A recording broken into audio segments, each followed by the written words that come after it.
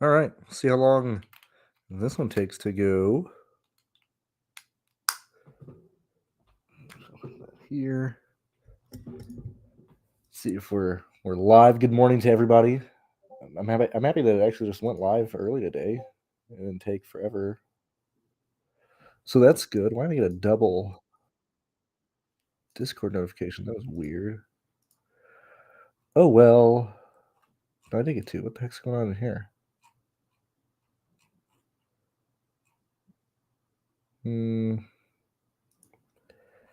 That's weird. Interesting. I don't know what happened there in Discord. Anyway, good morning, guys. How's it going? We are talking about Las Vegas in this one here. Let me bring up everything on the screen, and we can start talking about it. Now, we've had a pretty successful run since leaving Atlanta. Of If you've watched these shows or taken any following advice or whatever, you've either cashed at the bare minimum or have made money. Um, I've nearly taken down contests last 2 weeks. I mean, I lost the Opal on Friday. Um, was like a few different decisions yesterday off, just because I was less on, like, I wasn't on Harrison Burton, and I was way too heavy on Mason Massey. Um, but this contest here is, I think, probably one of the most interesting slates that we've had in a long time. From an approach perspective, I don't think there's a real favorite in terms of DFS. I guess we could go ahead and put Blaney in there, but I'm not really going to waste time on whether we should play Blaney or not. When we're looking at potential lap leaders in this race, I have a lot of issues about the people starting in the top 10 today. And when we're looking at, the projected lap leaders in this event, I think your front runners for your early lap leaders or leaders at any point in this race are probably these drivers here. Obviously, shouldn't be a shock that, the main Hendrick guys and everything are favorites to win the race. But I am personally not gonna throw away the contest, in my opinion, by chasing whoever leads early. I really want to try and nail in whoever's going to be leading in stage 2, and especially leading during stage 3.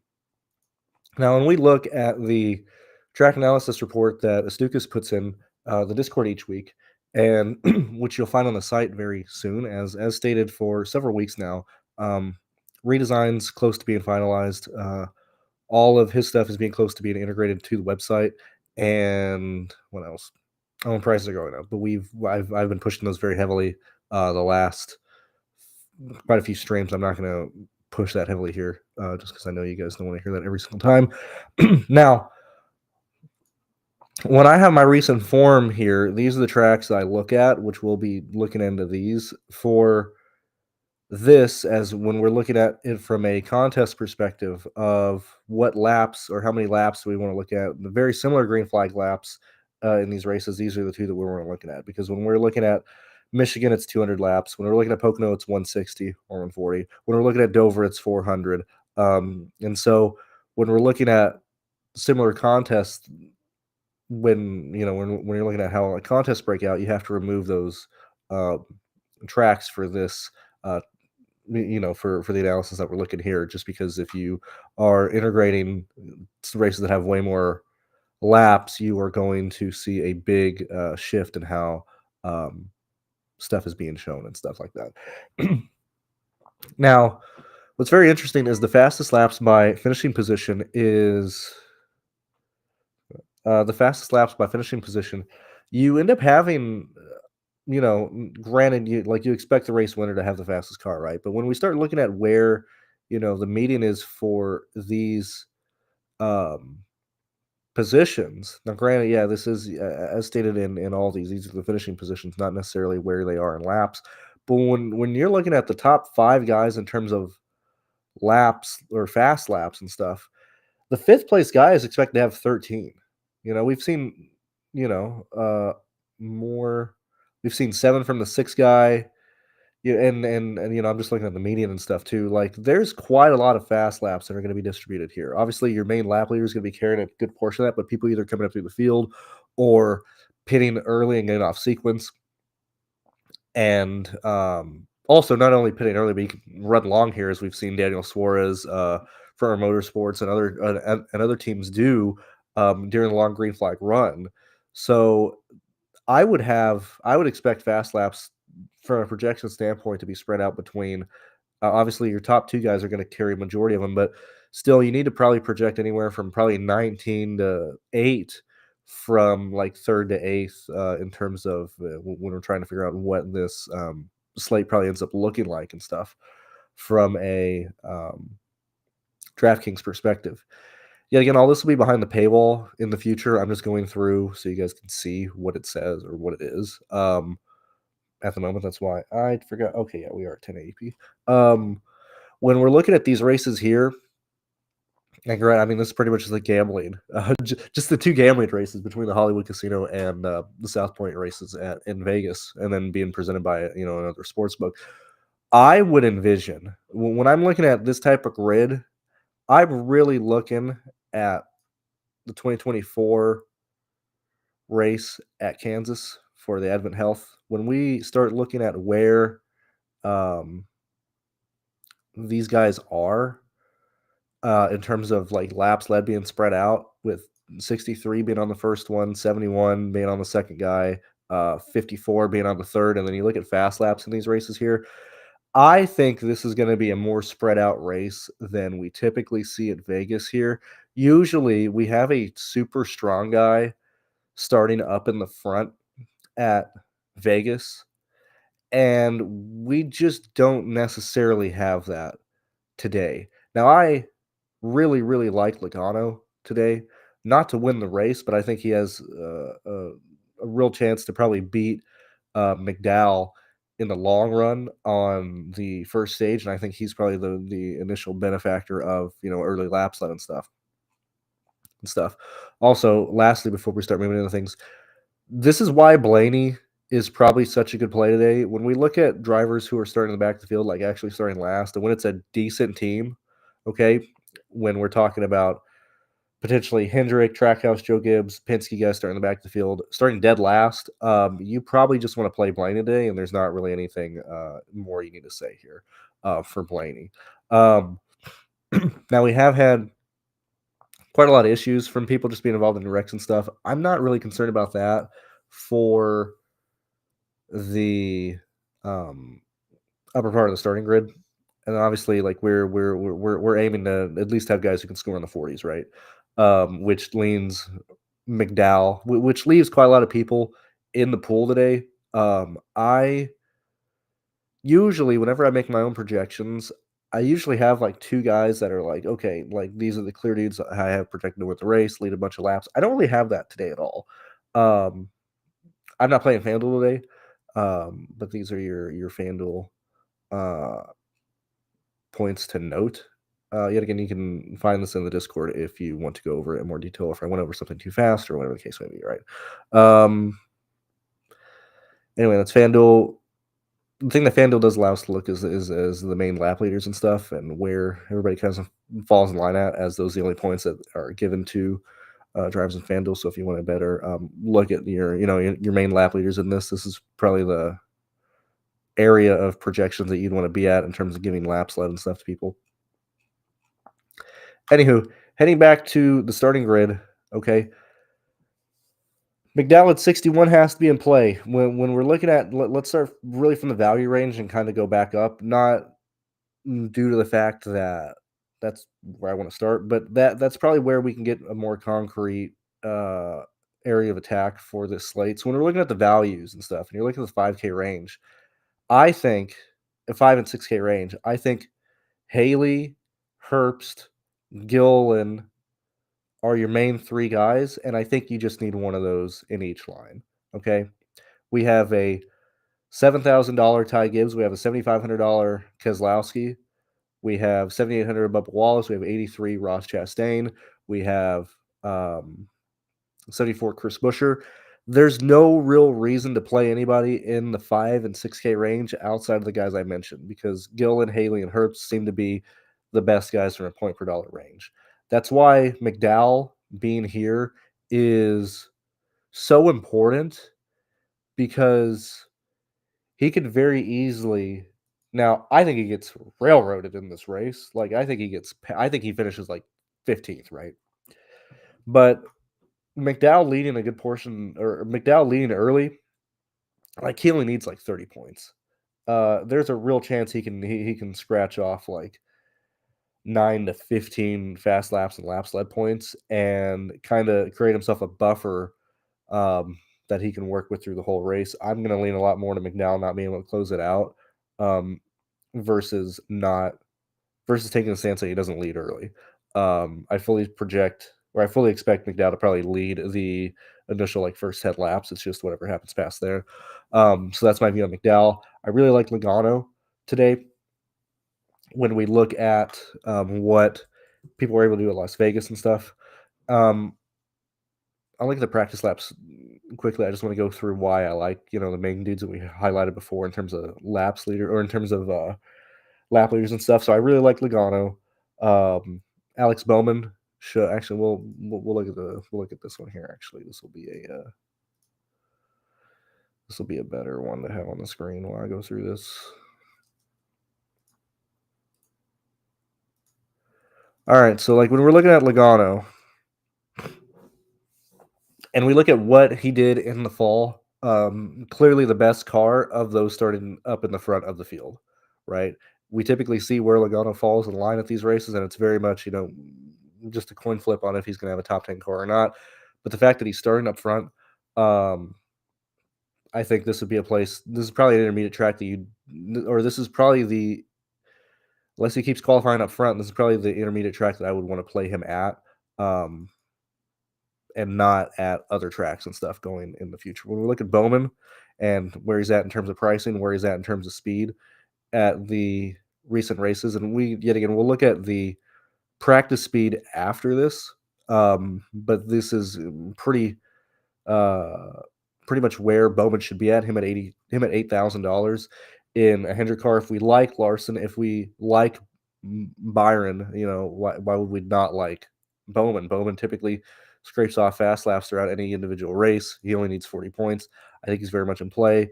Obviously, Byron has been pretty much him and Hamlin were the most consistent guys at the intermediate tracks last year with Bell. Starting eighth.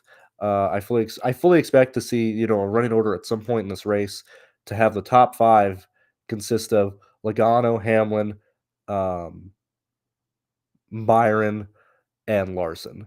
And then probably the top 10. At some point, once Bell works his way through the field, having Bell, Reddick, people like that, right? That's why I think McDowell gets pushed out in this event. Obviously, Bell's to come through the field. I'm probably going to be underweight on Bell this week. Now, yet again, they'll always ask, no matter what you're doing, like, oh, someone's going to the rear. What do we do with this guy? The only thing it affects is if you project them to lead laps, okay? Which everybody, like, hey, you would expect Bell to lead laps here. Well, I think he could have been a contender to lead in stage one, especially if we got an early yellow or whatever. Entering stage two, I think him going through the rear removes him in play from stage one entirety. There's a real chance he's starting stage two and ninth. So when does Bell take the lead outside of some strategy or when yellow comes out? We probably won't see that until stage three. So that's the approach that Bell would need. I'm not I'm probably gonna be underweight on Bell just due to that factor. Is I don't think he's gonna be a play until stage three. Obviously, Reddick. Now I played Reddick heavily last year in the fall here, and he flipped over, and then he dominated Homestead. Um, I have like 25% Reddick. That's pretty much my opinion on him. We then look at what Hamlin was able to do.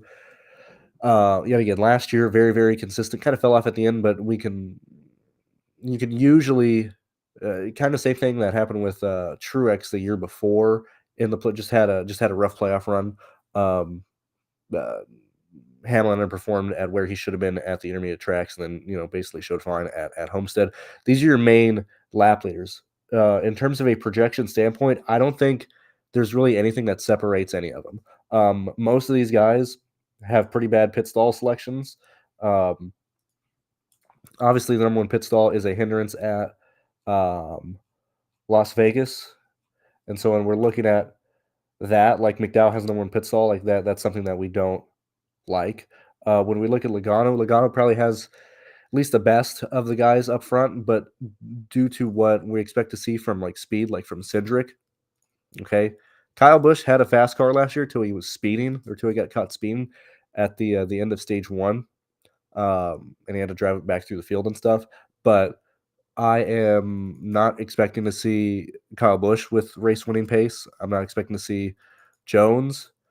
Barry, the fact that he ran up front in at Phoenix is good to see. Clearly, this is a major step up from Harrison Burton, and it's probably highlighting how bad Burton was. I'll just have this be a litmus test for what uh, Barry could do at intermediates going forward and stuff.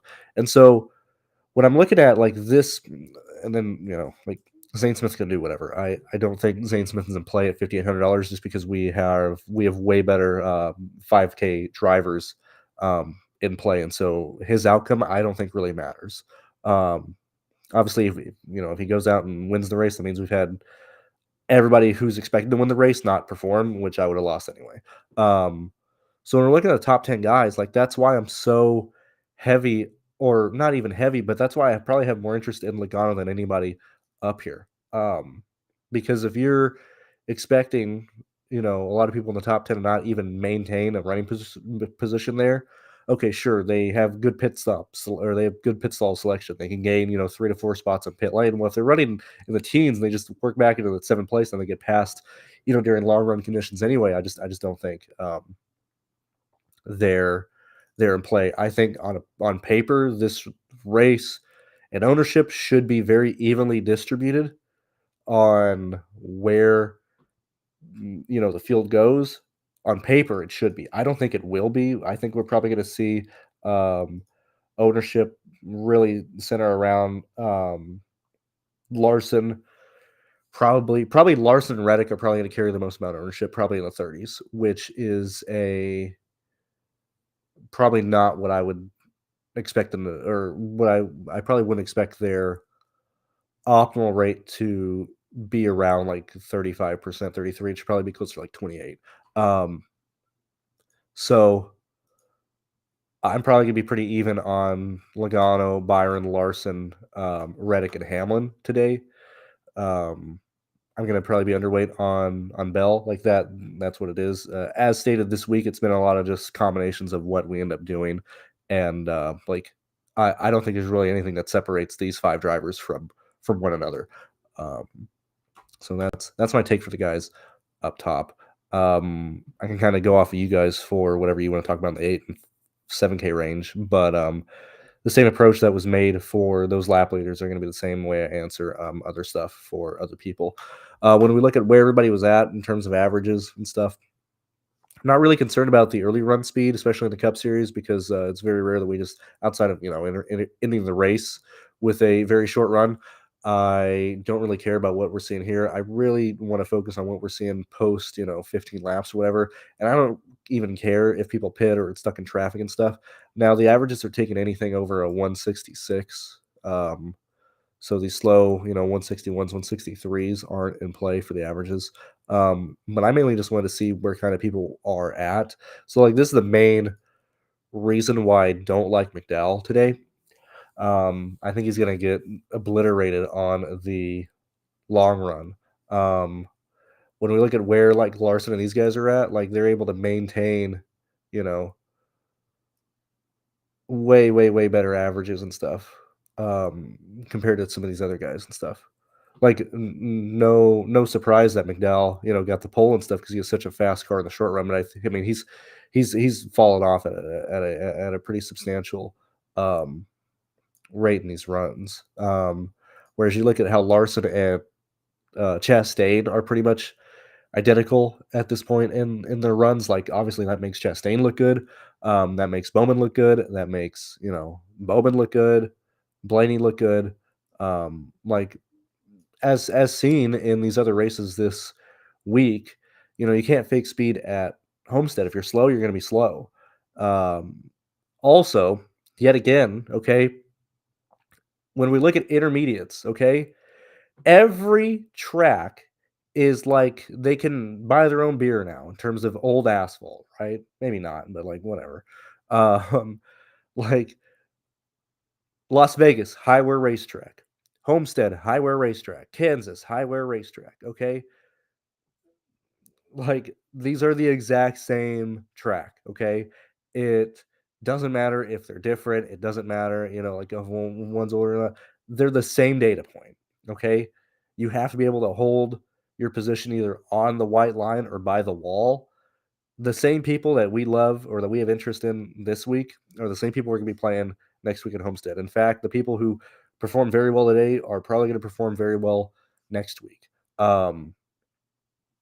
Like lean into those tracks. When we look like and Darlington. Hey, Darlington's different. If you run 2 inches off the wall at Homestead and 2 inches off the wall at Las Vegas, guess what? You're running 2 inches off the wall at Darlington. Hey, you probably want to look at Darlington data as well. Like these are all the same tracks. We don't have to separate them at all. The same skills apply to all these guys, and so that's why I don't really have a favorite of those 5 guys. I just wanna have ownership to them. Um, I think Chastain's probably the best, 8K guy, just due to what he's been able to do. Specifically, I mean, even when you combine that with what Trackhouse is normally able to do in these races, and they typically are able to gain positions on strategy anyway, whether they run long, pit early, whatever the case may be. Um, that's always going to be a benefactor to Chastain, especially when it's starting 19th. Like that's kind of where we're at here. So we'll see what you guys are saying here and go on from there. Um, and see when let's see. Also, okay. I mean, if we want to go through here, because yet again, I do the review shows on Monday just to be transparent. But since we got Mason Massey talk over here, so clearly, pretty much every single one of my things got obliterated in terms of value. And where are we at here?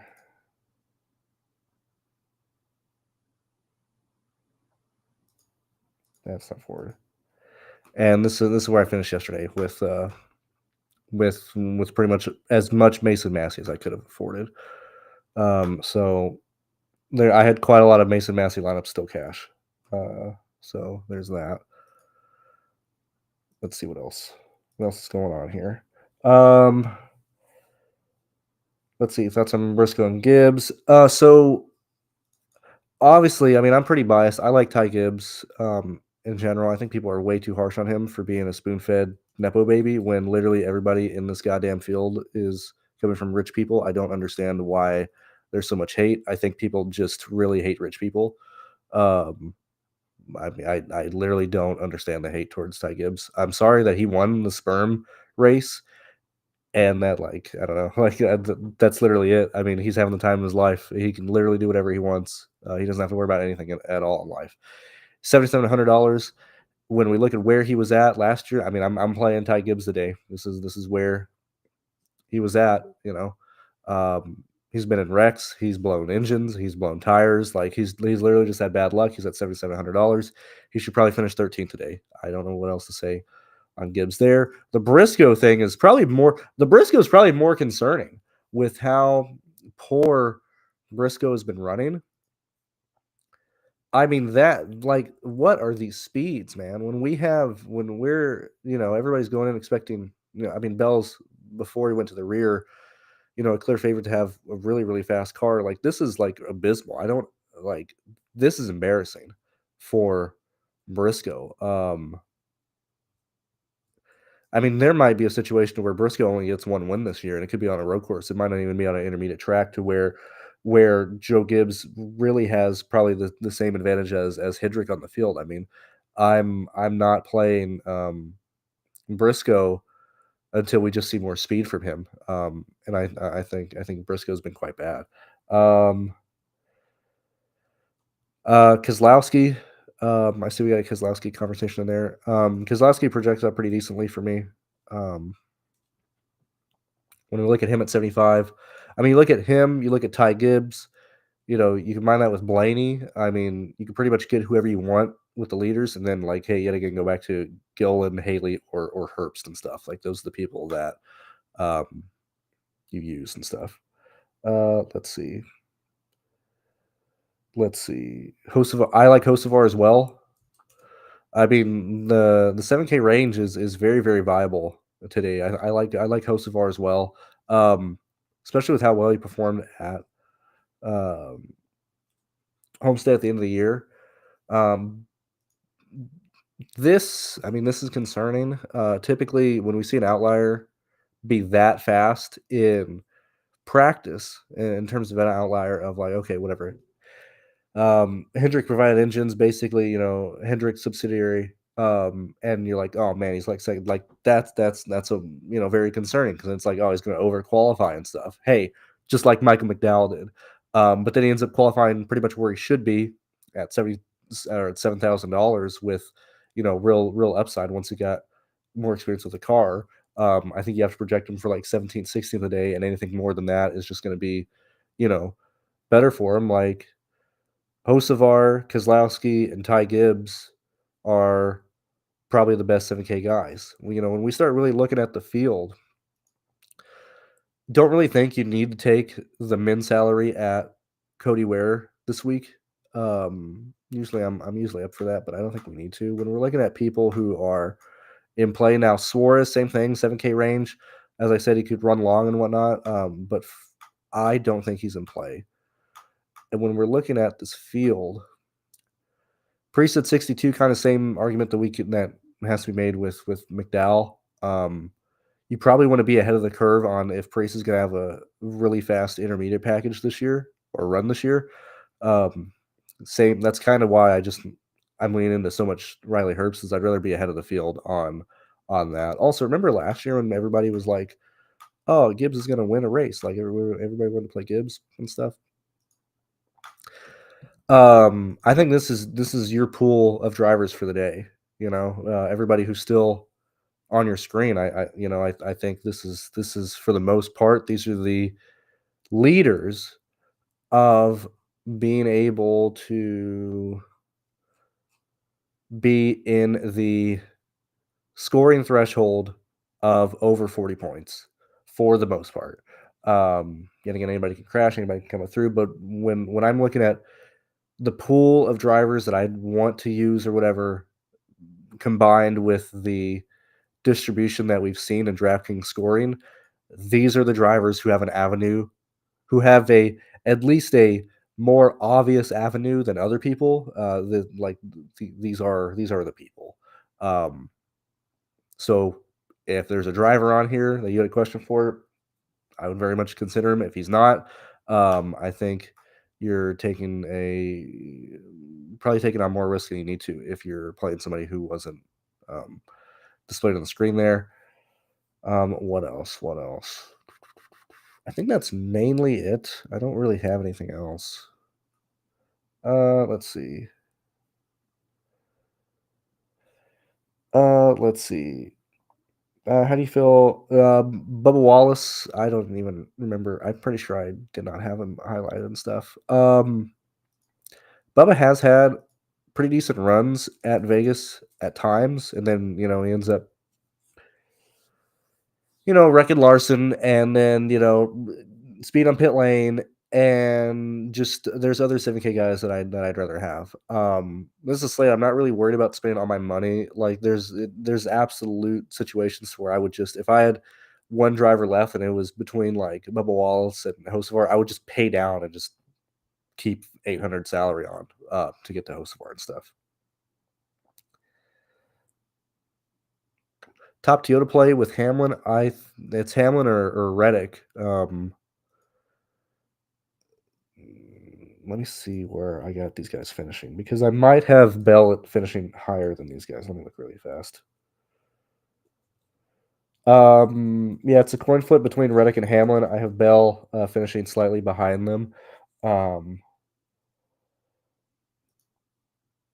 let's see what else. Yeah, dude, you want to use two of the big dogs in your line, Kyle. That's what I would do. I'd add Logano to that as well.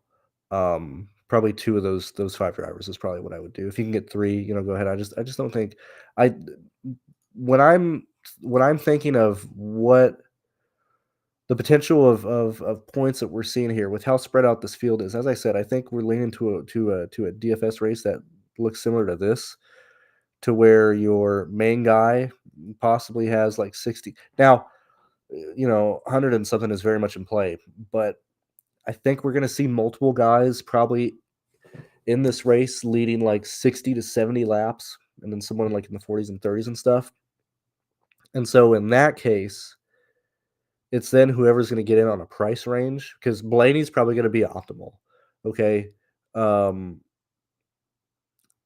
Hocevar, Keselowski, Ty Gibbs, one of them will probably be optimal. Okay. And then anything that happens in like, the AK range and stuff are going to depend or going to, and oh man, I don't have it at the moment here. We've seen at intermediate tracks, even like Gillen and stuff, which is why I don't care if Gillen's slow. I know there's a concern about Gillen. So Gillen's always slow in practice. He's always a bum in practice. When we look at the potential scoring, now yet again, this is not finishing position for those that are new here. This is not finishing position. This is just how I rank everybody from a lap by lap perspective of how they performed in these races. So this is not where they finished. It's just where they kind of fell in line of who had the fastest car in these races. There's real chances to where, if Haley, Herbst, Gillen, whatever, if these guys finish in the top, 20, top 15, one of them, and I think it does happen just in general. I think one of them scores like 48, 50 points today and finishes like in the top 12, or not top 12, top 16. So when we then look at the lap leaders, you're gonna have like probably three guys from like 88 points to like 63. Potentially two of Hocevar, Gibbs, Keselowski, Gill, and Haley, Herbst scoring in the 50s. You know, um, and then kind of so on and so forth there. So that's why I'm not. That's why I'm so spread out at the top lap leaders here, because I think it's going to come down to just who ends up working for my point per dollar play. Since I don't have anybody running away with this race, I think pretty much on every pit stop we're going to have somebody getting the lead on pit lane. As I said, Logano probably has the best pit stall related to where he will be running in any given point in the race. He's probably the favorite of anybody in the top five to maintain a run position in the top five. So there's a real chance he can get the lead back on pit lane. And then Larson, Byron, Bowman and stuff will probably have better long run cars and they have the best chance of passing them on the long run and stuff. And so I think laps that'll be spread out for people and just so on and so forth. And so if anything, I kind of default to, hey, can somebody get a fast lap? Okay, that probably leads them to potentially get the lead at some point in the race. So that's where that is. Let's see what else. I think that's mainly it. Yeah, I can't try to think what else. I mean, that's mainly it. And then just really quickly, as I said, I wasn't gonna push a lot, but between the partnership we have with SaberSim, the partnership we have with PayDirt, you get all the PayDirt stuff with any of these three purchases and stuff. Also access to the Discord and everything. All these prices will be going up soon if you want in on these prices, and so you're grandfathered in, especially if you are looking to get an annual membership. As these will go up, now is the time to do so. Past that, I don't think there's anything else. Let's see. We do have some more questions here. How much data at well, I mean, if I'm not mistaken, Allmendinger's ran pretty decent in these races that he's ran, you know. So I think I gave here, I'll just say right now, I have AJ Allmendinger finishing 16th today.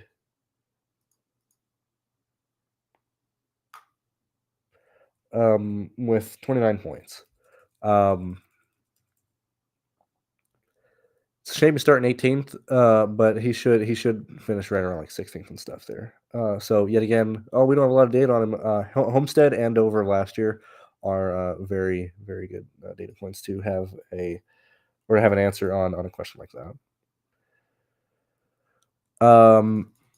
Elliott. Elliott's probably my least favorite guy just based on what he shows here. I just like other guys, more expensive.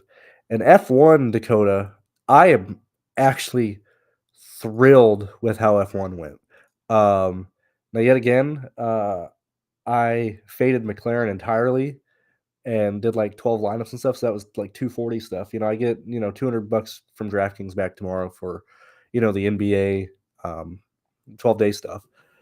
And so I was like, all right, yeah, I'll just play on McLaren.